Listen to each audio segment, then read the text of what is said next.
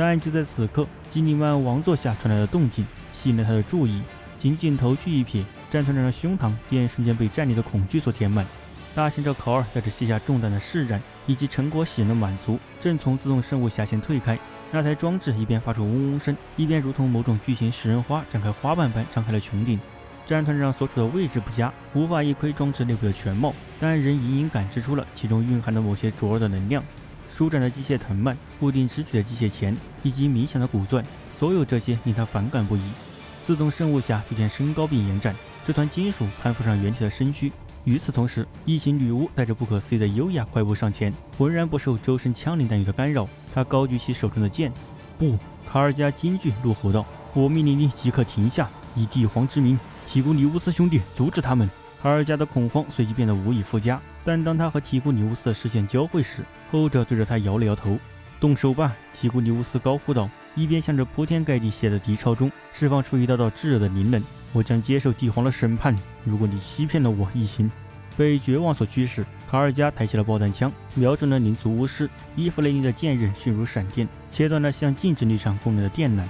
汹涌的能量爆发，笼罩住原体的自动生物匣合拢了，从中传来一声将复古之躯般折磨致死的叹息。你们都干了些什么？战团长咆哮道，绝望和狂怒如烈焰般充斥他的全身。他握紧了拳头，转身面对着迫使这一悲剧发生的叛徒，将无尽的怒火发泄在了叛徒身上。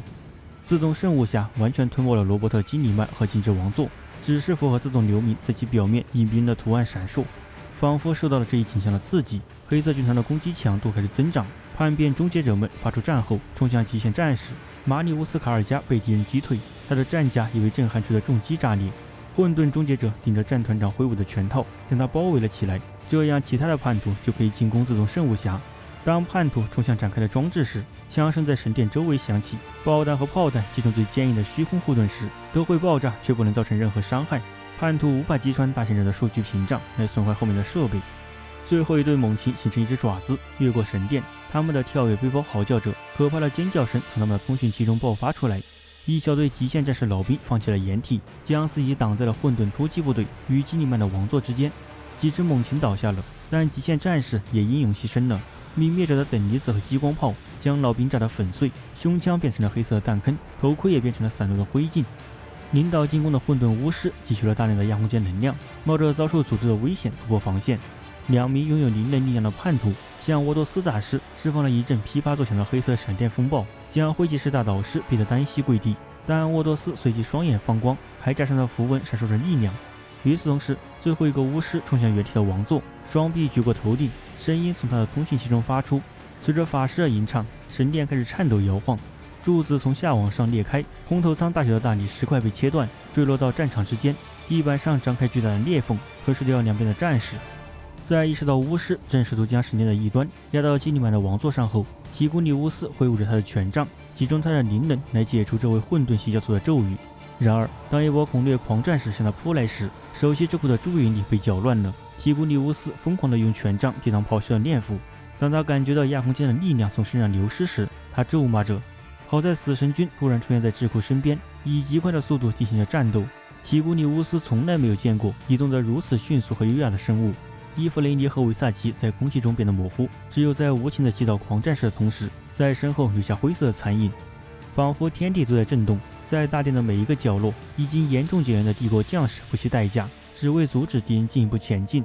塞勒斯汀纵横于敌阵中，伴随着每一次斩击与腾跃，在他所到之处留下了一条由混沌战士尸骸所组成的长廊。大行者考尔以精准的点射狙杀着敌人的军官，同时咏唱着击神诗篇，借此为盟友武器装备的击魂注入力量。阿玛尼奇元帅以及身侧仅存的2位剑之兄弟毫无疲态的勇猛奋战着，在他们脚下早已堆积起一座由黑色军团尸首组成的山丘。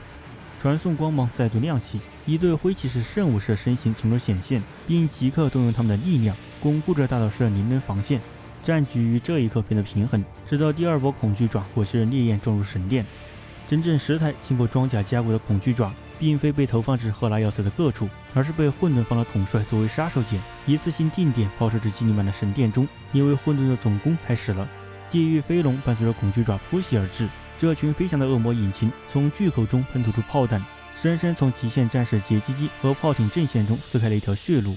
布置一台恶魔引擎，用自己的身躯吸引着防御者们的火力，就算粉身碎骨也要掩护恐惧爪安全着陆。因此10台恐惧爪尽数突破了神殿破碎的穹顶，在翻滚着的浓烟以及带有硫磺气息的火焰环绕之下安然触地。随后恐惧爪的舱门打开，一队又一队的异端杀手蜂拥而出，一整支混沌战帮步入战场。掠夺者阿巴顿的爪牙是要横扫一切反抗力量，这支精锐之师拥有足以征服万千世界的蛮力，100具施展成功的超凡之躯仅为杀戮而生。混沌的增援如同蛮狂的巨锤，猛砸在帝国防御者们的身上。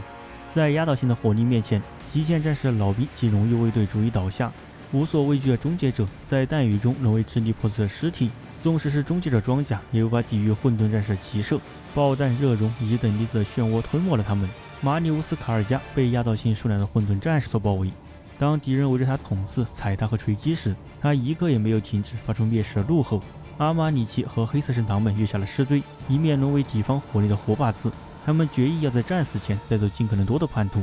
同样怀着捐躯赴死的决心，塞勒斯汀朝着密集的敌人俯冲而下，仅存的战斗姐妹在空中遭定将炮肢解。火圣人也只能动用一只手作战，他折断的左臂悬挂在身体的一侧，但他仍在颂唱着赞美帝皇的圣歌。伴随着纯洁的歌声，火圣人将坦然面对死亡。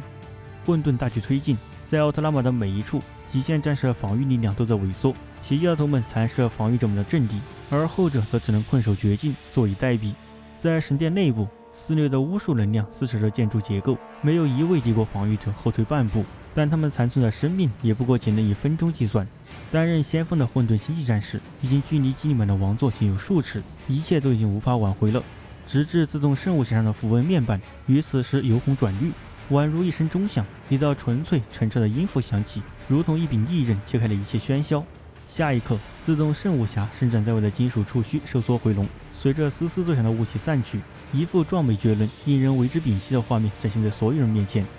前一秒，王座上僵坐着的是一具苍白静止的亡魂之躯，但现在矗立在众人面前的是第13军团极限战士基因原体罗伯特·基里曼，警醒敏锐，浑身上下涌动着澎湃的生命力。原体的存在感无与伦比，如同席卷而至的风暴，震慑了神殿内所有人的心魂。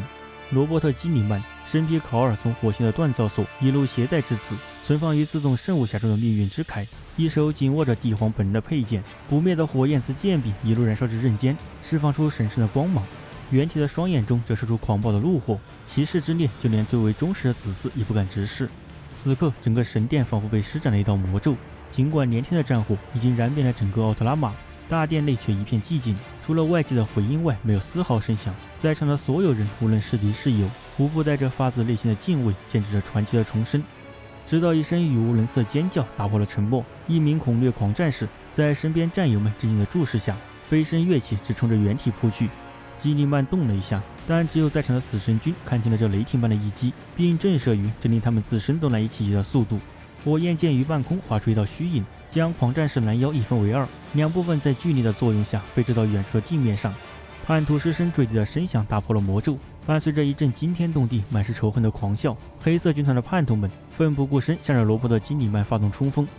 半神向前迈步，正面迎上的混沌星际战士，单方面的屠杀开始了。第一个死的是混沌巫师，正是他的力量撼动了神殿的根基。基里曼抬起了拳套，红玉之手所指处，暴雨般的穿甲弹将堕落的灵能者化作了粉尘。接下来是黑色军团的狂战士，效仿那位遭到腰斩的同伙，他们正不顾一切地直奔原体而来，但须臾之间，他们也尽数化作了包裹在盔甲内的肉块，过程之简短令人心惊。基里曼开始提速奔跑，迎着黑色军团倾袭而来的炮火，爆弹像在原体的盔甲表面炸裂，却无一能穿透这件神圣的甲胄。伴随着一声纯粹而浓烈的怒吼，原体撞上了黑色军团的阵线。第一拳，一名黑色军团战士被轰上了半空，在其身前站立和死后坠落的两点间洒落下一长串血痕。第二拳倒在了一名混沌终结者身上，这名混沌系统的尸身如炮弹般打进了镀铜的大理石廊柱中，四分五裂的躯体带着微小的全力撞在了整根实心柱，直至从柱子的另一侧迸射而出。一名混沌战士挥舞着犹如毛刺般锋利的动力拳套追向基里曼的胸膛，但令他愕然的是，在这一击打到目标之前，他的手臂已经和躯干分离。基里曼的回击将他的头颅从颈部掀飞，在他无头的尸身软倒在地时，脖子的断面处正因摩擦产生的高温而凝固。原体的每一击都迅如闪电，叛徒们所具备的超人感官根本无法拯救他们的性命，无人能挡，更确切的说是无人能近。即便是有幸能在死前成功做出反击的混沌战士，所收获的也不过是在原体盔甲上部分的爆弹或是折断的剑刃。在黑色军团尽数冲向原体时，忠诚的防御者们所遭受的压力也大为减轻。满怀着复仇的激情，目睹着原体的雄姿，战士们再次猛扑向了面前的敌人。圣塞勒斯汀凝视着原体伟岸的身躯，作为信徒，他的夙愿再一次得以实现，这令他倍感宽慰。一名神皇的子嗣，战场的半神将执掌权柄，领导帝国，战胜日日夜夜不断蚕食人类的黑暗。这将是他一生中最伟大的时刻，没有任何一样事迹能与这般奇迹相提并论。无比谦卑的塞勒斯汀向帝皇献上谢意，感激其赐予他经历这一伟绩时末的机会。在活圣人周围，战火依旧炽烈，但自从原体附身的那一刻起，他对于战场的体悟已然发生了改变。散落四处的帝国将士失守，不再意味着惨烈的战损，相反，烈士们将作为殉道者而永垂不朽。玷污着神殿的叛徒们不再是可憎的掠夺者，他们只不过是首批为基尼曼所阵法的异端。很快，他们的同党就会加入这一行列。塞勒斯汀所受的创伤也变得不值一提，无论是战斗给肉体带来的伤痛，还是因死亡所造成的灵魂空洞，皆是如此。感谢您，塞勒斯汀祈祷道，扬起面庞朝向天空，一滴金色的眼泪沿着面颊滑落。感谢您，我的帝皇，我们何德何能蒙您垂爱，竟将他赐予我们。噪声大作，一名黑色军团挥舞着炼狱剑，直奔塞勒斯汀而来。或许他认为活圣人在祈祷时精神无法集中，而叛徒即将知道自己错得有多离谱。信仰之火沿着活圣的血脉奔涌，塞勒斯汀的双眸中透射出金色光辉。他转头注视着异端，展露出天使般的微笑，只是轻轻挥动了一下已然痊愈的左手，至心之剑便浑若无物地洞穿了叛变星际战士的身躯。在异端狂喷着鲜血一头栽倒的同时，活圣人纵身起飞，翱翔越过了人群，并降落在格雷法克斯的身边。此刻，审判官正站在一具石棺上，用手中的爆弹枪朝四面八方的异端猛烈开火。我错了，格雷法克斯高喊道，他的声音盖过了爆弹声的轰鸣。我将忏悔，千真万确，你真是帝皇意志的巨献。警惕并非是罪过，卡特琳娜·格雷法克斯。塞勒斯汀一边回答，一边挥剑将面前的敌人逐一斩断。你忠诚地侍奉帝皇，正如我一样。说得对，格雷法克斯微微点头，让我们一同侍奉他，作为最虔诚的战士。审判官高举战刃杀入敌阵，活圣人就伴随在他的身侧。对于基里曼而言，他最后的记忆定格于一场殊死的战斗。原体和一位污秽的兄弟手足相残，两股神体般的力量相互角力，恶毒的诅咒与嘲讽不绝于耳。他最后的知觉是一阵超越了忍耐极限的剧痛，毒素的侵蚀和扩散。下一秒，基里曼发觉自己正站在一处完全陌生的地方，面前是一支宛如自噩梦中走出的大军。扭曲亵渎的形态中，仍能隐约辨认出星际战士那完美的身姿，甚至在场盟友的样貌也同样给原体造成了不小的冲击。好在他仍能辨认出神殿中哪些人已经遭到了混沌的污染，哪些则没有。眼下而言，这就足够了。原体决定晚些时候再对所有疑问进行梳理，因为他此刻要做的是专注于手头上的战斗。黑色军团已经陷入了彻底的疯狂，他们显然愿意赔上所有的战士，只要能够拖上基里曼一起赴死。然而，现实无情打碎了他们这天真的幻想。原体一人就已经在所有方面压制住了他们。帝皇之剑大开大合，红玉之手摧枯拉朽，原体的每一击都必然伴随着漫天飞舞的断臂残肢。变异的星际战士们在原体面前驻足瑟缩退却。随着混沌大军的退去，不省人事的马里乌斯·卡尔加显露了出来。战团长的盔甲千疮百孔，裸露的脸庞上满是淤肿和血污。原体的怒火稍稍退却，他俯视着倒下的子嗣，脸上的表情高深莫测，难以捉摸。卡尔加动了一下，战团长努力睁开一只眼睛，仰望着重生的原体，带着对子嗣幸存的欣慰，基里曼继续如暴风般向黑色军团扑袭而去。倒下的战团长则带着难以置信的神情凝视着自己的基因原体。而在神殿的另一边，沃多斯大师和灰骑士正在对付幸存的混沌巫师。虽然这些叛徒都是强大的灵能者，但都无法与沃多斯的卓越力量相媲美。被噼啪作响的能量漩涡所包围，沃多斯大步穿过，异端召唤出的火焰和闪电。在意志和钢铁基线的推动下，阿格鲁姆之锤以不可阻挡的弧线挥舞到了巫师的头盔上，好钢、血肉和骨头在爆炸中飞溅，叛徒相互倒下，变成了一具无头尸体。最后一位叛徒领袖彻底失去了勇气，向他的随从下达命令，以掩护自己从神殿撤退。巫师转过身，穿着终结者盔甲，笨重地走着，然后发现自己直面着罗伯特·基里曼。当巫师试图施展强大的诅咒时，还没等他吐出堕落的音节来释放力量，巫师的身体就被从地上举了起来。基里曼的手牢牢夹住了叛徒的护颈，原体展现出令人惊叹的力量，将他的敌人高高举上空中。原体的脸上露出厌恶之色，巫师试图求饶，但帝皇之剑已经刺穿了叛徒的腹部，并迅速向上切成了两半。古老的盔甲和腐烂的肉体像丝绸一样被轻易地撕开，叛徒的内脏散落在地板上。因为群龙无首，最后的黑色军团叛徒只能被势不可挡的原体和盟友收割，试图转身逃跑，却没有一个人能活着逃离赫拉要塞。当增援部队抵达基里曼神殿时，战斗早已结束了。每一个冲进来的极限战士在看到重生的基因原体时都跪倒在地，充满敬畏。冷静下来之后，罗伯特·基里曼开始指挥他的子嗣们。除了纯粹战略性的问题外，他没有提出任何疑问，没有提及自己重生的情况，也没有提及场面的情况，甚至没有提及周围的陌生人和异性。事实上，也没有人敢向原体提起这些事情。罗伯特·基里曼肯定会寻求答案，但夹在惊讶与敬畏之间，极限战士、塞勒斯因远征军甚至死神军都保留了自己的建议，更何况在神殿外，战火仍在肆虐。原体崛起的消息像野火一般传遍了赫拉要塞，每一个通讯扬声器都在宣布这一消息，每一座堡垒都在大声欢呼，飞舞的无数传令之天使广播着这一消息。这是基里曼计划的一部分，因为他很清楚自己的存在会增强极限战士的士气，并震慑叛徒。极限战士和凡人辅助军在处理这个令人难以置信的消息时，先是感到困惑，然后就变得士气大振。相比之下，混沌叛徒的进攻开始显得有些犹豫。即使是最令人畏惧的冠军，也会被一位原体的军事荣耀所掩盖。一想到要面对一位基因原体，不安的涟漪就在叛徒军队中蔓延。基里曼径直走向要塞的战略阵地，正式接手了英连长阿格曼的指挥权。在这次交锋中，身负重伤的马里乌斯·卡尔加有2名荣誉卫士搀扶着站在原体身边，他仍然决定出席。基里曼谦虚地请求战团长允许他全权指挥如今的极限战士。卡尔加摆脱了战斗兄弟，痛苦地跪在他的基因之父面前。他与基里曼一样严肃，向原体表达了无尽的忠诚，并将战团的完全控制权永久地归还给基里曼。就像一个在乐团面前停下来的指挥一样，基里曼将双手摊在战略桌上，深吸了一口气，然后开始指挥。随着每一条命令的下达，入侵者的困境开始变得更加明显。原体的战略敏锐度、战术才能和思维速度都是无与伦比的。极限战士的指挥官们惊讶地看着基里曼，像机器一样集结了防御者，吸收了大量的战略数据，并发布着源源不断的命令，使一场又一场的战斗变得对极限战士有利。卡尔加和他的副官们在现实中对叛徒发起了一场抵抗运动，但原体却是在完全不同的精神层面上作战。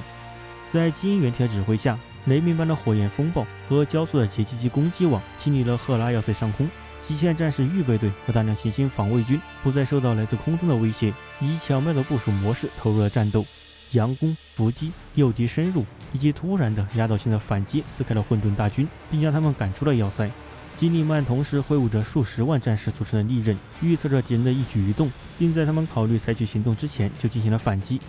当原体和他的子嗣大步走出去亲自战斗时，叛徒已经陷入了混乱。基里曼率领的攻击深入到了阵线的中心，就像最后一发子弹来到了敌人的眼前。黑色军团、钢铁勇士、阿尔法军团和午夜领主被从墙上扔了下去，叛徒泰坦就像巨大的树木一样倒塌，变成了一座废墟。罗伯特·基里曼复活后仅仅3个太阳时，就完成了对围攻赫拉要塞叛徒的清理，并宣布极限战士的据点已经安全。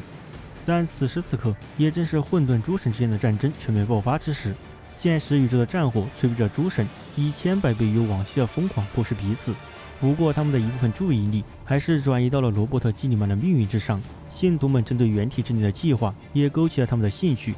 不幸中的万幸，基里曼本人对于自己的回归在亚空间中所引发的巨变尚且一无所知。奥特拉玛之主此刻有太多的疑问震惊需要疏解。环视如今的帝国，基里曼所熟知的一切都已远逝，而当初他所全力抗争、充斥着疯狂与恐怖的未来，却早已成为了现实。